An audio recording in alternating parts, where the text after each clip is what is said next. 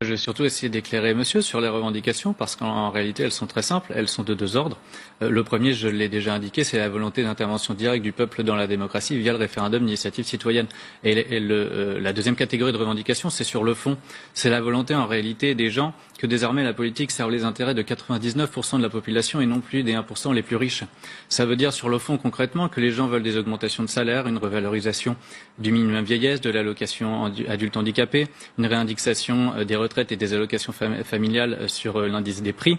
Et tout cela, pour financer tout cela, ce que souhaitent les gens, c'est que soient remis en cause tous les dispositifs fiscaux qui sont au bénéfice des 1% les plus riches, c'est-à-dire la réforme de l'ISF, la flat tax, l'exit tax et le CICE, capté pour moitié par les plus grandes entreprises de ce pays. Et je le dis, l'ensemble de ces cadeaux fiscaux, c'est 20 milliards en 2018, c'est 30 milliards en 2019. Mais est-ce que c'est vraiment, sur ce point-là, je me permets de vous interrompre, parce que ce sont vraiment des cadeaux fiscaux? Oui, bien sûr. Est-ce que c'est pas une aide aussi dont ont besoin les entreprises? Non, mais attendez, je vous réponds là-dessus parce qu'il y a toujours un amalgame qui est fait entre les petites et moyennes entreprises et les grandes entreprises. Dans les chiffres que je viens de vous donner, je vous ai dit la moitié du CICE est capté par les plus grandes entreprises. Moi, je suis tout à fait favorable à ce que le CICE soit maintenu, mais modifié, avec par exemple un seuil de chiffre d'affaires pour que seuls les PME bénéficient de ces aides. Les grands groupes n'en ont pas besoin. Les grands groupes distribuent des dividendes aux actionnaires par milliards. C'était 93 milliards en 2017.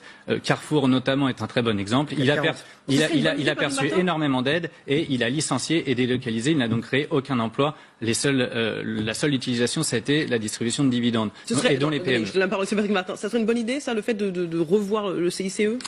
Écoutez, je n'ai pas perçu dans les mots d'ordre des gilets jaunes que je vois, mon entreprise est implantée en province, elle est implantée à travers 200 sites dans toute la France, elle a beaucoup de clients, professionnels, particuliers. Je n'ai pas entendu parler du CICE sur aucun barrage, à aucun rond-point. Alors qu'il y a une récupération sur ce thème-là. Moi j'y suis, je peux vous dire, j'en ai beaucoup entendu parler. À l'instant, monsieur. Et donc, je crois qu'il y a une forme de détournement de l'objet de cette colère, de cette révolte. Je le rappelle, à l'origine, quel est le sujet? C'est un sujet de pouvoir d'achat et notamment de prix du transport pour des populations qui ne bénéficient pas, pour différentes raisons, des transports en commun et qui, au fil des ans, se sentent délaissés par la nation. Mais monsieur, on n'a pas parlé du CICE.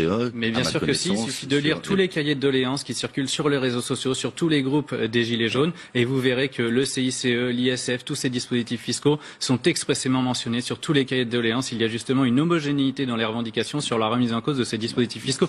Que vous soyez dans le déni et que vous ne vouliez pas les voir, ça vous regarde. Mais je peux vous assurer que les Gilets jaunes sont très conscients aujourd'hui des aides qui sont faites aux grands groupes, et ils voudraient que ces aides soient concentrées sur les PME, parce que ce sont les PME qui créent l'emploi, et dont les salariés et dont les PME, ce sont elles qui permettent l'investissement dans l'économie.